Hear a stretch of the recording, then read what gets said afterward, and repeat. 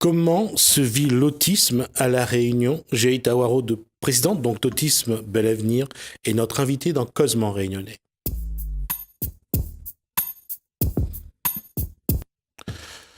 Bonsoir Géita Waro. Bonsoir. Alors j'allais dire, quand on parle d'autisme à La Réunion, on a toujours ces problèmes avec le même problème de communication, c'est-à-dire comment faire connaître c'est une pathologie, mais comment faire en sorte que l'enfant qui est autiste puisse vivre normalement, comme tous les autres. D'abord, merci beaucoup pour l'invitation. En tout cas, il faut se dire une chose, et une bonne fois pour toutes, l'autisme, donc, c'est un handicap. Un handicap neurodéveloppemental, comportemental. Et si vous voulez, ce qu'il faut connaître aussi dans l'autisme, c'est que il s'entraîne des troubles de la communication et des interactions sociales. Alors, comment faire connaître, je pense, ce qu'il faudrait, c'est une communication grand public, d'une part, et d'autre part, je pense qu'il faut passer absolument par la formation des médecins, la formation des enseignants, la formation de toute personne qui est en contact avec l'enfant. Si ces personnes n'ont pas connaissance ce qu'est l'autisme et reconnaître les signes, parce qu'il y a des signes pour reconnaître un enfant autiste. Je veux dire, l'autisme va rester dans un cercle plutôt fermé. Mais, Dieu merci, ça commence quand même à se faire connaître par l'intermédiaire des associations. Et puis, il y a des médias, comme vous aujourd'hui, qui s'emparent aussi du sujet pour faire connaître. La question reste entière. Il y aura un sujet quand on parle de faire connaître, il y a un film qui a fait connaître l'autisme, vraiment, c'est Rain Man, avec Tom Cruise et Dusty Hoffman. Oui. Dusty Hoffman joue le rôle de l'autiste. Est-ce qu'on peut définir aujourd'hui, parce que lui, dans le film, il avait une capacité de calculer, de chiffres. Est-ce qu'aujourd'hui, on peut définir c'est quoi l'autisme exactement? D'abord, définir, donc, c'est dire, c'est un handicap et ça, justement, ça handicape les interactions sociales et la communication. À ce moment-là, maintenant, Riemann, c'est loin, très loin. Depuis, il y a eu de la recherche qui ont avancé pour poser, dans une certaine mesure, dire que l'autisme, ça vient d'un problème génétique, d'un problème neuronal, et aussi pour dire, il y a des façons d'apprendre à l'enfant, à la personne autiste, pour avoir des connaissances adaptées, fonctionnelles, pour avoir des compétences ensuite adaptées, fonctionnelles. Donc, je veux dire, ça a fait du chemin. Maintenant, il faut que j'ai envie de dire, il y a un mot qui me vient à l'esprit, démocratise, mais je pense que ça va au-delà. Il faut absolument qu'il y ait une volonté politique, il y en a. Pour nous, association de familles qui accompagnent tous les jours les enfants et les familles, parce que nous formons aussi les familles, pour nous, ça ne va pas suffisamment rapidement et de façon globale. Pourquoi de façon globale? Parce que si nous mettons maintenant, c'est acté le diagnostic précoce, c'est-à-dire 16-18 mois, on peut poser un diagnostic et ensuite, après, à confirmer quand même par la suite, vers 2 ans, 3 ans, pour un diagnostic final. Mais ce qu'il faut aussi dans le même temps, c'est avoir des structures pour accueillir ces enfants, pour accueillir ces parents. C'est ça qui manque. Mais en même temps, l'accueil, il faut que cet enfant soit accueilli par un personnel, soit accompagné par un personnel qui soit formé. Et nous avons, dans notre centre, ce que nous appelons l'approche psychologique comportementale, pour bien comprendre le comportement de l'enfant. Et à ce moment-là, lui apporter l'aide nécessaire pour avoir un bon comportement, c'est ça qu'on appelle le comportement adapté et fonctionnel. Pour, en fait, si vous voulez, pour arriver à développer, à amener l'enfant vers une autonomie dans sa vie courante, dans tout son milieu, là où il va passer, dans ses différents milieux de vie.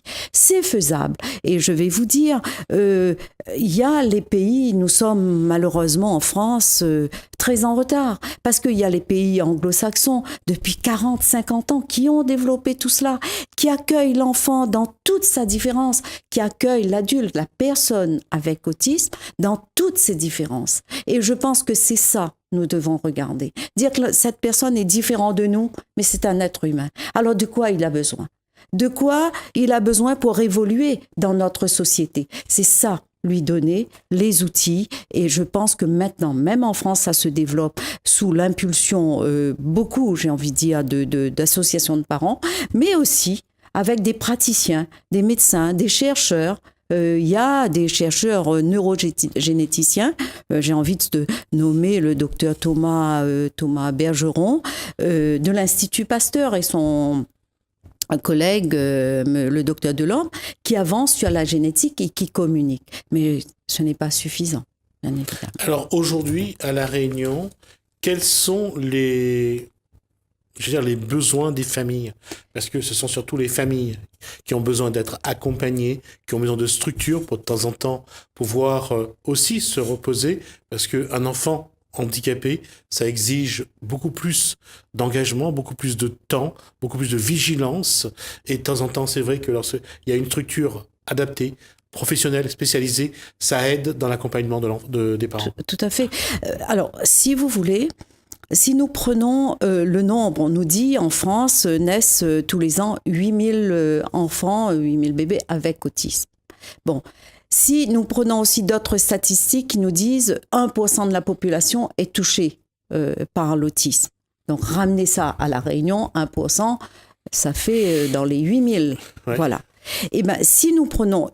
Il y a eu l'effort de l'État. Je ne peux pas dire qu'il n'y a pas eu. Il y a eu l'effort de l'État, mais ce n'est pas suffisant. Il y a eu des places réservées à ces personnes, à ces enfants avec autisme, mais ce n'est pas suffisant. Justement pour accompagner. Nous, ce que nous faisons avec la psychologie comportementale dans le centre que nous dirigeons, c'est dire que les parents sont co-éducateurs. Donc, il faut former les parents. D'abord, quand on a le diagnostic qui est posé, mais c'est foudroyant pour les parents, parce qu'on ne sait pas là.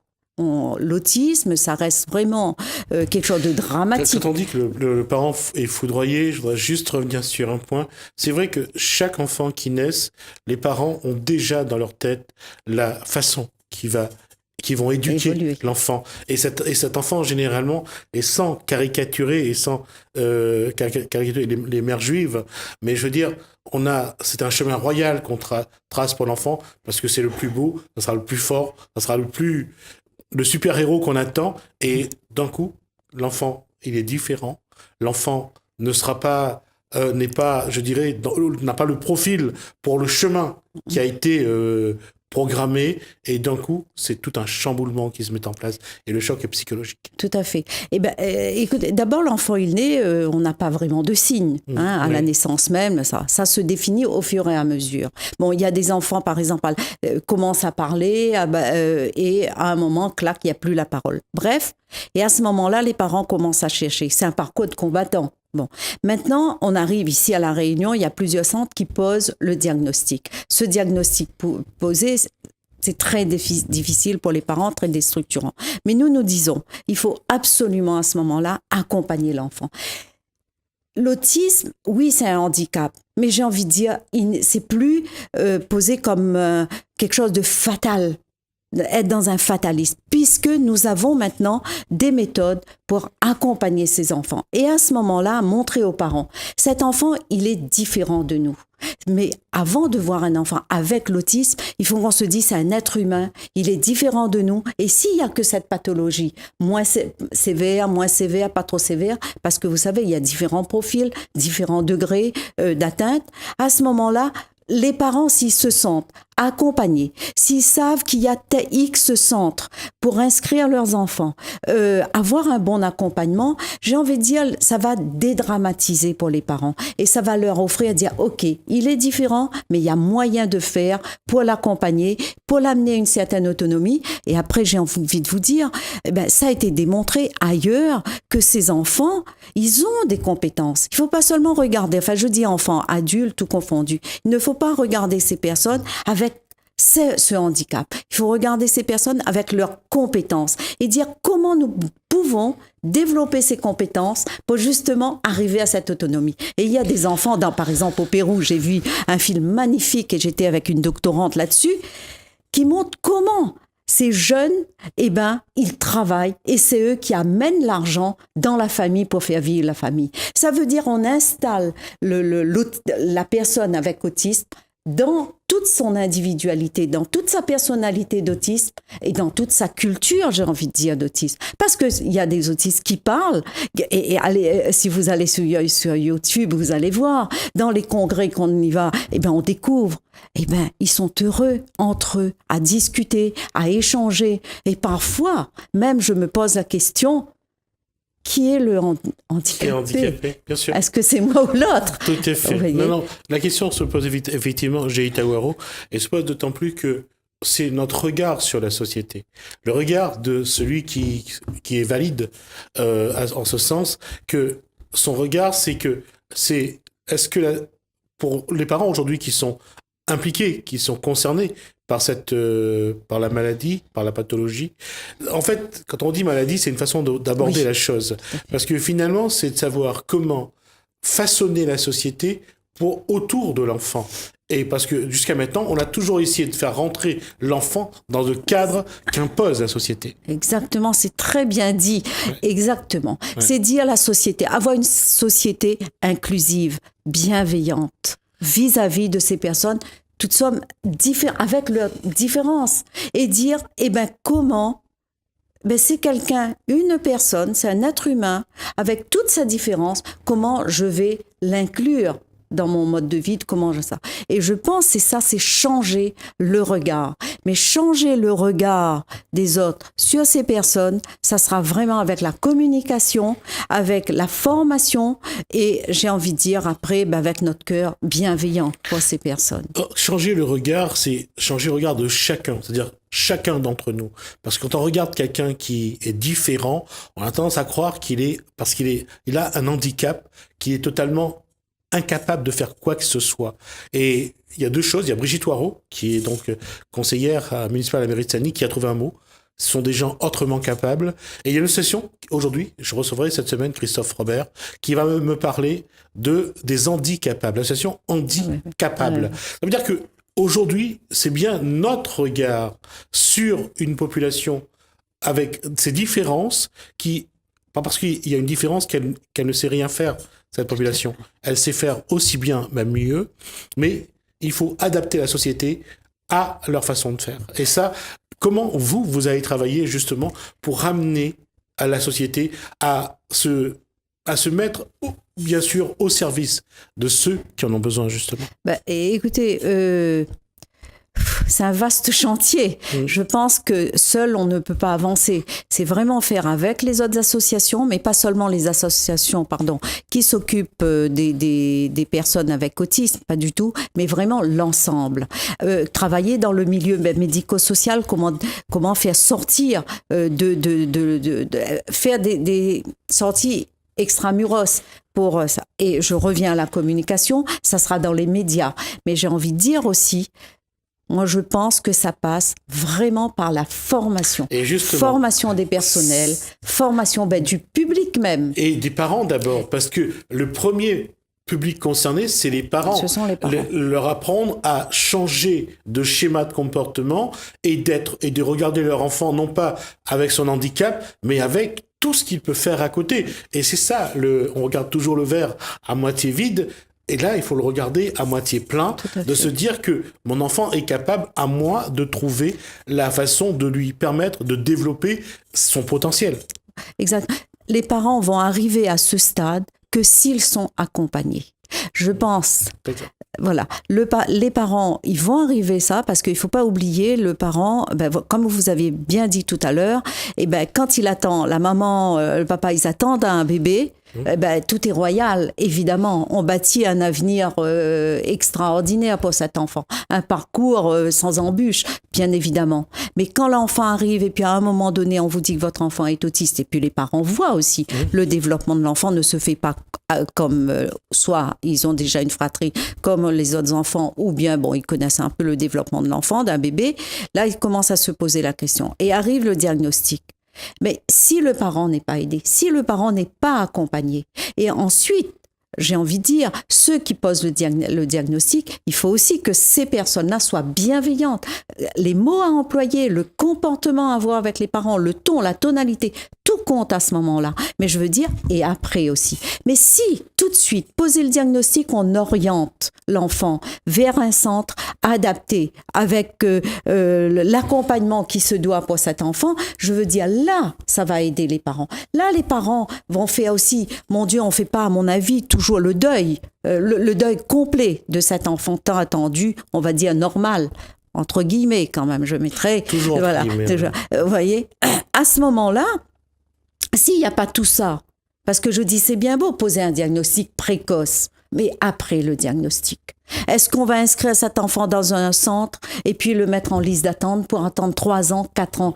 C'est pas possible. Donc c'est urgent et c'est pour ça, je dis, c'est une volonté politique, quel que soit le gouvernement, mais c'est une volonté politique, dire il y a un souci, il y a un gros problème, c'est pas un souci, il y a un gros problème en France, et dire comment nous allons faire autrement pour développer des méthodes, mettre en place des méthodes adaptées pour que ces enfants arrivent à une autonomie dans leur vie. Et ce sera comme ça qu'on va aider les parents. On le dit, le problème d'avoir des auxiliaires de vie, des AVS, des AVS donc à l'école, accompagner l'enfant dans la classe, permettre de suivre. Aujourd'hui, il y a une régression au niveau local à ce niveau-là. Il y a de moins en moins de personnel et souvent les enfants sont obligés de rester à la maison parce que il y a personne pour les accompagner. Tout à fait. La place de l'enfant, c'est son milieu ordinaire. Son milieu ordinaire, c'est où? C'est l'école. C'est dans là où se passe toute vie pour enfants, je veux dire les activités culturelles, sportives, enfin bref. Et justement, il faut l'accompagnement. Et quand on voit par exemple les AVS dans les écoles étaient donnés par les contrats aidés pour ensuite aller vers une qualification, un travail à temps avec un CDI, un travail pérenne. Mais tout ceci a été remis en question. Évidemment, les premiers partir, ce sont ces AVS. Les enfants, et c'est juste ce que vous dites là, les enfants se retrouvent chez eux. À ce moment, est-ce qu'on appelle ça l'école inclusive? Est-ce que si on inclut un enfant pour 1 heure par jour, 2 heures par jour, ou bien sinon pour quelques heures, est-ce qu'on appelle ça une école inclusive? Non, nous ne sommes pas là-dedans. Et je pense que le gouvernement, celui-ci actuellement, qui fait l'effort, je ne peux pas dire qu'il ne fait pas l'effort, mais les autres précédemment, qui ne voient pas ce problème. Et on voit en termes économiques. Oui, bien sûr, il faut regarder. Mais j'ai envie de dire, il y a des pays du Nord. Nous travaillons aussi, par exemple, avec la Suède. Nous avons travaillé avec le Canada, les États-Unis aussi. Il y a des méthodes qui avancent. Si vous voulez, pour tout de suite, à court terme, très court terme, oui, ça coûte. Mais pour un moyen et long terme, l'enfant aura la capacité d'avoir son autonomie, il aura développé son autonomie, ça veut dire l'enfant sera à la charge des parents et non de la société, du gouvernement. Je pense que c'est comme ça qu'il faut poser ce problème. Et mon Dieu, puisque dans ces pays ça marche, allons voir ce qui marche dans ces pays-là et prenons-les.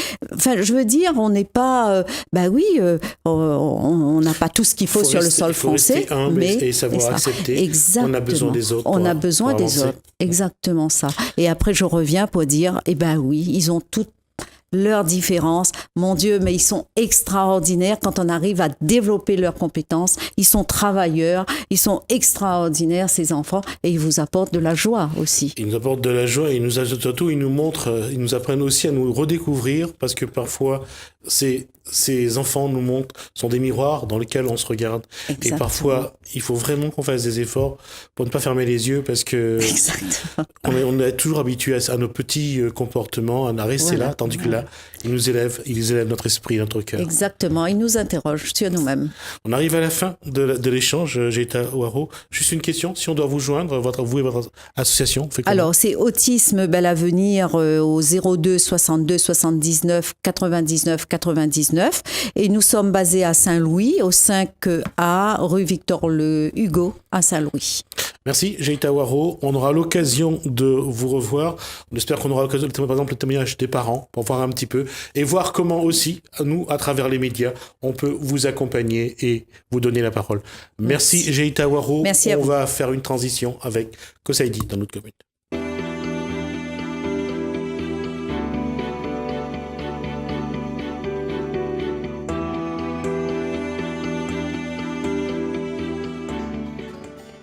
Saint-Denis-la-Ville vous propose une séance d'aérobic en plein air le 6 juillet de 18h à 19h sur l'esplanade Antoine Séry de Champfleury, gratuit et ouvert à tous. Info 0262 20 39 00. Saint-Louis-la-Ville vous invite à son traditionnel marché de producteurs le 8 juillet de 6h à midi devant la mairie de la Rivière.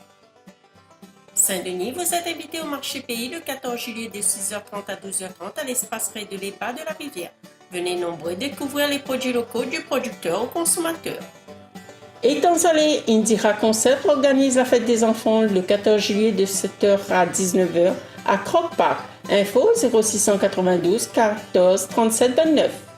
Saint-Denis-la-Ville vous propose une séance d'aérobic en plein air le 27 juillet de 18h à 19h sur l'esplanade Antoine Séry de Champfleury, gratuit et ouvert à tous. Info 0262 20 39 00. Trois-Bassins, vous êtes conviés à la course La Trois-Bassinoise le 29 juillet. Info 0693 90 89 53 ou au 0692 24 13 10. Saint-Denis-la-Ville organise une journée de consultation gratuite d'un avocat ou d'un notaire le 11 août de 9h à midi à la salle polyvalente de l'Hôtel de Ville, rue Pasteur. Saint-Denis vous êtes invité au marché pays le 11 août de 6h30 à 12h30 à l'espace Ré de l'EPA de la Rivière. Venez nombreux découvrir les produits locaux du producteur au consommateur. Saint-Louis-la-Ville vous invite à son traditionnel marché de producteurs le 12 août de 6h à midi devant la mairie de la Rivière. Étang Salé, Muta organise la marche de la mutualité le 19 août de 8h à 16h à la forêt de l'Étang Salé. Saint-Paul-la-Tilulela vous invite à la deuxième édition de la boucle Parapente. Venez participer à la randonnée de 10 km ou au trail de 23 km le 26 août. Sainte-Suzanne, l'association Métis-Hermann culturelle organise la fête patrimoine du phare de Bel-Air le 16 septembre de 9h à 17h. Saint-Pierre-Salier, la grande course attendue, le Grand Raid aura lieu du 19 au 22 octobre. Étant salé cette année encore, la vague rose viendra déferler sur l'île. Le week-end du 3 et 4 novembre, rejoignez le Boumouan Odyssea à la Réunion de 8h30 à 11h30. Saint-Paul, la ville vous convie à l'exposition Marronnage refuser l'esclavage à l'île Bourbon au XVIIIe siècle jusqu'au 31 décembre.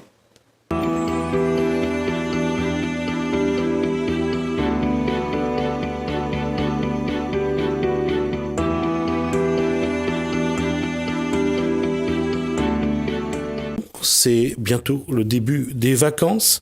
Malheureusement, toutes les familles n'ont pas les moyens d'envoyer leurs enfants en voyage ou leur offrir des sorties. L'UDAF, l'Union départementale des associations familiales, propose le dispositif Séjour Vacances. On reçoit 3 personnes pour en parler. On va commencer par les dames. Céline Laravine, bonsoir. Bonsoir. Corinne Rangama, bonsoir. Bonsoir. Et Cyril Nassibou, bonsoir. Bonsoir. Animateur donc à l'UDAF, on va parler des séjours vacances qui commencent normalement quand ?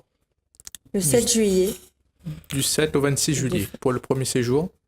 Et le deuxième séjour sera du 28 juillet au 16 août. Ça dure combien ? Donnez-moi juste le nombre de jours pour les séjours. 20 jours chacun. 20 jours chacun. Alors, est-ce que vous pouvez me rappeler un petit peu c'est quoi le dispositif séjour vacances ? Alors, le but, c'est que des enfants partent en vacances pour qu'ils aient cette opportunité-là, au lieu de rester chez eux, découvrir autre chose, un environnement nouveau et des personnes nouvelles, on va dire. D'accord. Comment d'abord se passe le recrutement, mesdames?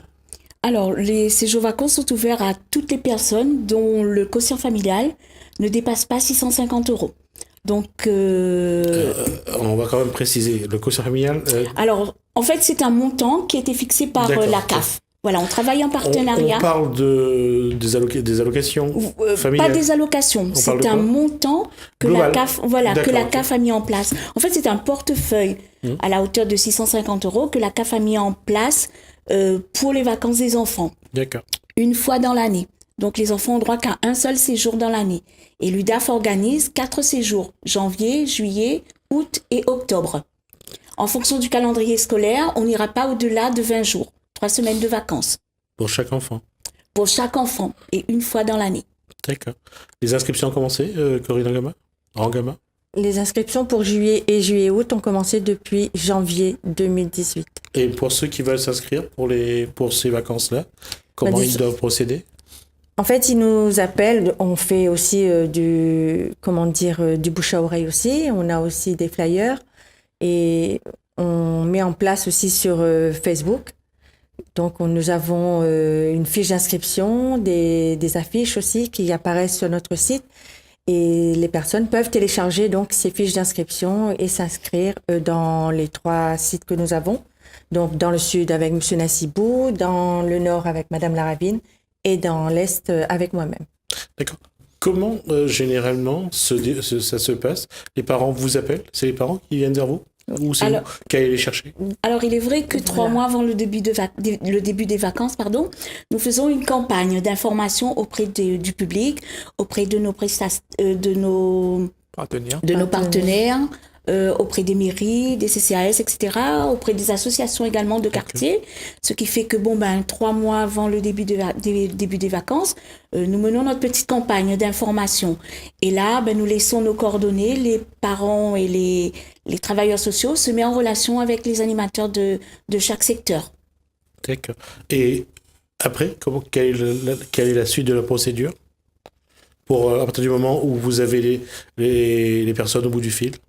Donc on leur demande de rapprocher des différents lieux d'inscription. Ils nous ramènent la fiche d'inscription remplie avec certains documents qui est demandé par la même occasion.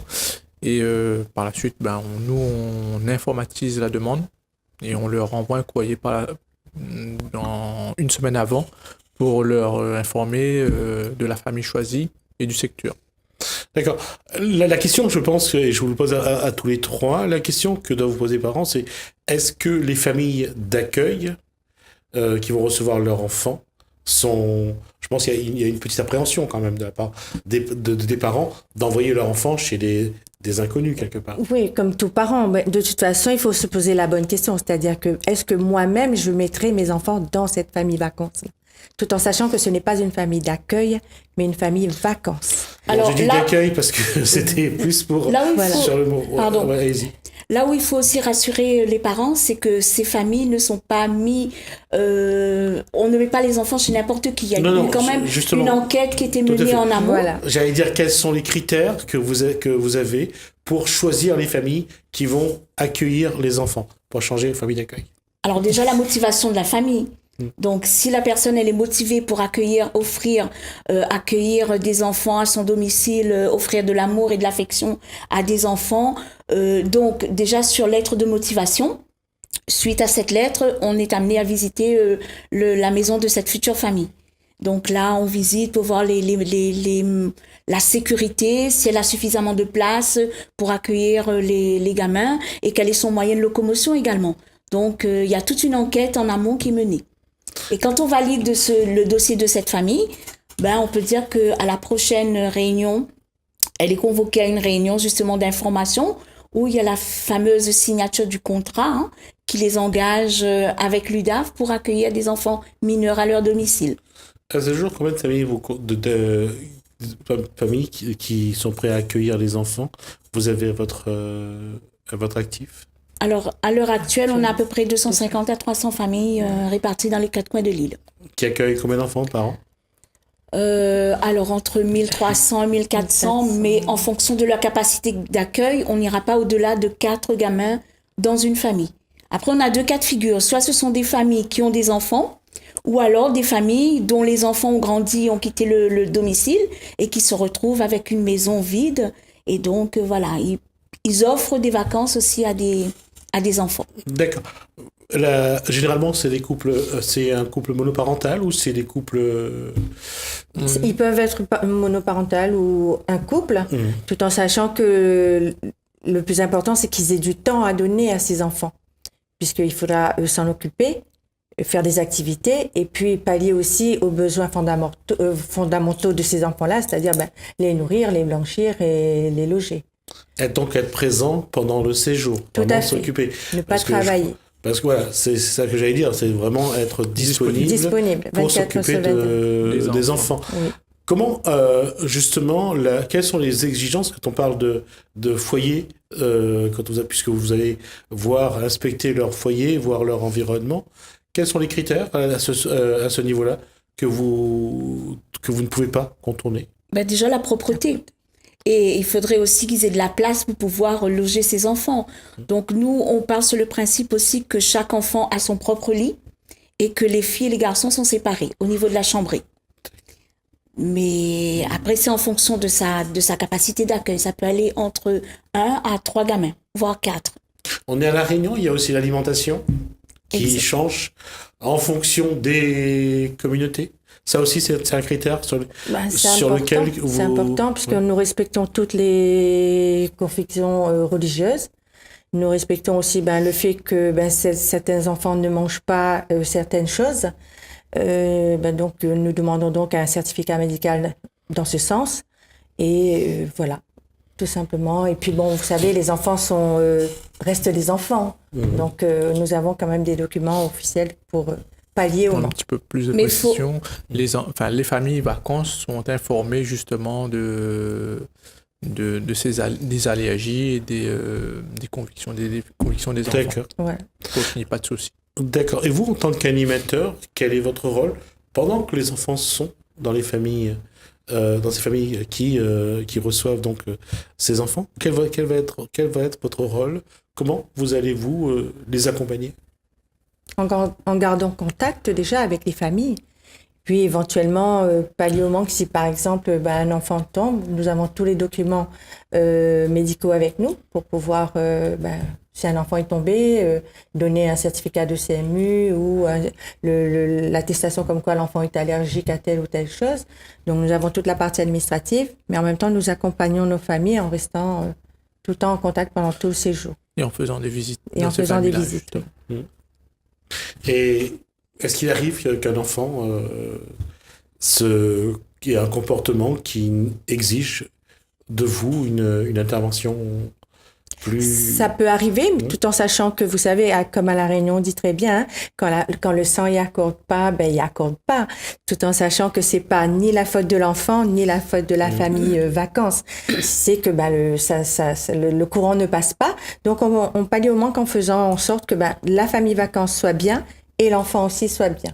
Donc, s'il y a un changement de famille à faire, on l'effectue, même si c'est pendant le séjour. D'accord. Et je reviens sur ce que je disais dans l'accompagnement. Les parents qui reçoivent ces enfants vous appellent de temps en temps pour vous demander des conseils, pour vous demander comment faire par rapport à telle situation ou à telle situation ou pas? Ça arrive. Si, ça arrive, effectivement. On travaille aussi en partenariat avec les travailleurs sociaux pour des enfants qui sont placés, par exemple, ou des enfants qui résident dans des foyers. Et là, on a bien besoin, la plupart du temps, de savoir quel est le comportement de l'enfant, est-ce qu'il suit un traitement médicamenteux, pour pouvoir mieux cibler nos familles vacances. Et les familles s'entraident entre elles aussi. Comment ça? Ils s'appellent entre elles, vu qu'ils se connaissent pour la plupart. Donc, quand il y a un souci, ils s'appellent entre eux pour gérer certaines situations. Et là-dessus, justement, vous aussi, vous essayez à votre niveau de les rassembler de temps en temps, qu'il y ait des échanges entre eux, qu'ils échangent un petit peu leur expérience avec tel enfant? que justement, lors du séjour du mois d'août, on a une journée de rassemblement, comme on l'appelle. Ça permet aux familles de se retrouver et d'échanger entre elles. On a aussi les journées bilan qui se passent après chaque séjour et qui permet aux familles de se rencontrer, de faire le point avec nous sur les difficultés ou les avantages ou de voir comment certaines situations ils ont géré entre eux. Et vous, en tant qu'animateur, je reviens à votre rôle et à votre mission. Aujourd'hui, comment faut-il justement accompagner, guider les parents pour que, non pas que ça se passe toujours bien, mais parce qu'il y a aussi un rôle d'éducation, il y a aussi un rôle de, je dirais, de pédagogie à avoir. Vous, quels sont les outils que vous allez mettre en place pour que l'enfant soit dans une continuité de son éducation? Alors, ce qu'il faut se dire aussi, c'est que ce sont des vacances que nous offrons à des enfants. Certes, mais il est vrai que pendant 3 semaines, cette famille, elle est amenée aussi à s'occuper de cet enfant, à faire un petit peu l'éducation aussi, à le ramener, pour certains, dans le droit chemin, comme on dit. Donc, cet enfant, il participe à la vie familiale de cette famille. Oui, parce que l'enfant... Donc, après, on a... Juste le parenthèse, Oui, pardon. C'est un paradoxe, mais l'enfant, la vaisselle qu'il fait pas chez lui, il le fera chez l'autre. En fait, c'est à amener aussi l'enfant à lui faire prendre conscience de certaines valeurs. Ouais. Ne serait-ce que faire son lit. Il est dans cette chambre. La moindre des choses, c'est de la ranger, de ranger ses vêtements, de faire son lit, ou peut-être à la rigueur passer un petit balai. Donc, apprendre aussi le b.a.-ba aussi de l'éducation, de vivre ensemble. Ne serait-ce passer à table, dire bonjour, merci, voilà. Donc, la politesse avant tout aussi, le respect de l'un et de l'autre. Que ce soit le respect de l'enfant vers la famille vacances et le respect de la famille vacances aussi vis-à-vis de cet enfant qu'ils vont recevoir pendant 3 semaines. Sur cette posture-là, est-ce que les retombées que vous avez, c'est-à-dire que ces enfants qui vont dans un autre cadre, il y aura un peu plus de discipline, un peu plus de rigueur, sans doute d'autorité, ça influe sur le comportement de l'enfant, ça en fait quelqu'un qui s'interroge sur ce qu'il est, qui essaye de changer un petit peu son comportement ou pas? On a des retours de parents qui nous disent justement mon enfant maintenant il fait ça, ou alors il fait ci, comme ça, il a changé, ou il est plus calme, ou il cherche la discussion au lieu de se refermer sur lui-même. Le fait d'être en contact avec d'autres enfants, autant la famille vacances l'aide à s'ouvrir, mais autant les autres enfants qu'il voit faire, lui aussi veut faire pareil. Donc ça lui permet de s'épanouir. Et ensuite, quand il rentre chez lui, il peut justement faire des choses qu'il ne faisait pas avant avec ses parents chez lui. Et justement, pour ces parents qui voient leur enfant évoluer, est-ce qu'ils reviennent chaque année, je dirais, presque chaque année, pour essayer de trouver sans doute la même famille, parce que si l'enfant a passé un bon séjour dans cette famille, je pense qu'il va essayer, les parents font en sorte que l'enfant retrouve la même famille. On a les 2 cas de figure, les enfants qui veulent absolument repartir dans les mêmes familles, et il y en a d'autres qui aimeraient changer justement pour voir un petit peu comment ça se passe ailleurs. Puisqu'il faut savoir que dans ce séjour de vacances, les enfants sont amenés à avoir une autre façon de vivre. Parce qu'il va dans une famille, il ne les connaît pas, donc il apprend au fur et à mesure de ses séjours, et on a les 2 cas de figure. Allez-y. Oui, pardon. Il est vrai aussi que ces enfants, ces familles vacances qui accueillent ces enfants, leur rôle, c'est non seulement de s'occuper d'eux, mais aussi d'organiser la période des 3 semaines. Donc, ça peut être sous forme de visite de musée, de pique-nique, de randonnée. Voilà, donc ils essaient de mener ce petit monde pendant 3 semaines à découvrir le secteur là où ils habitent. Donc, on a certains gamins qui veulent revenir parce qu'ils ont adoré ça, ou alors d'autres qui veulent découvrir la Réunion et partir ailleurs. Tout en sachant qu'on a à peu près, comme j'ai dit tout à l'heure, à peu près 250-300 familles réparties dans les 4 coins de l'île. Donc les gamins ont la possibilité de découvrir la Réunion par le biais aussi des vacances UDAF. Et ça crée bien sûr ces liens, c'est-à-dire que l'enfant, c'est le lien entre la famille qui a accueilli et ses parents, puisque s'il a passé un bon moment dans cette famille, je pense que les liens se font naturellement. Oui, tout à fait. Après, c'est vrai que le parent aussi peut appeler son gamin pendant la période des vacances scolaires. Donc, il est en relation avec son enfant. Et si jamais ça se passe mal, on a 2 cas de figure. Soit il termine ses vacances et il va dans une autre famille, ou alors il rentre chez papa-maman. Donc, ce sont ses vacances en priorité avant tout. D'accord. Dans cette j'allais dire, dans cette mosaïque que vous mettez en place entre les différentes familles, aujourd'hui, comment vous essayez d'optimiser un petit peu cette façon de faire évoluer un petit peu le regard de l'enfant, le regard des parents, que ce soit ceux qui envoient leurs enfants dans les familles ou les parents qui reçoivent ces enfants-là. Est-ce que à ce niveau-là, au niveau de l'éducation, est-ce que vous trouvez que vous êtes vraiment des animateurs qui sont vraiment au niveau de l'éducation, qui ont des atouts à faire valoir? Après, il est vrai que nous ne sommes pas là pour faire l'éducation des marmailles, mais si au moins on peut y contribuer quelque part sur son évolution de future petite jeune femme ou jeune homme, donc je veux dire, si on peut apporter notre pierre à cet édifice, donc c'est déjà tout bénef, quoi, dans son évolution de futur adulte. D'accord. Il nous reste 1 minute, juste pour conclure. Alors, on va juste rappeler les séjours, les dates. Alors, au mois de juillet, c'est du 7 juillet au 26 juillet. Et le deuxième séjour au mois d'août, c'est du 28 juillet au 16 août. Alors, la question, c'est comment prendre contact avec vous? Donc, nous avons nos numéros professionnels que l'on peut... Je vous écoute. Alors, le mien, moi, je suis Céline Ravine. Mon numéro, c'est le 06 93 94 06 69. Et je m'occupe du secteur de Saint-Denis et de Sainte-Marie, du Nord. Moi, c'est Corinne Rangama, donc 06 92 61 08 60. Et je m'occupe du secteur de Sainte-Suzanne jusqu'à Sainte-Rose, Salazie et Plaine des Palmistes. D'accord. Et moi, Cyril Nassibou, je m'occupe du secteur du port jusqu'à Saint-Philippe. Et mon portable, c'est le 06 92 68 23 73.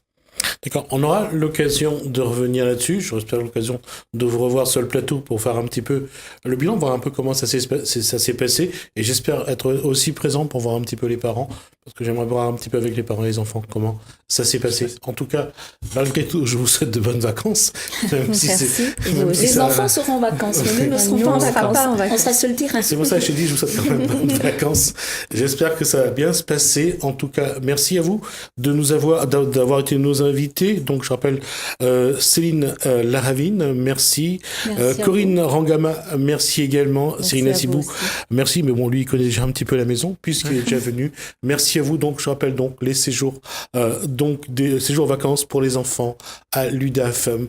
Merci à vous de nous avoir suivis. Merci à la technique. Merci à Hélène donc et merci à François. Portez-vous bien. À bientôt.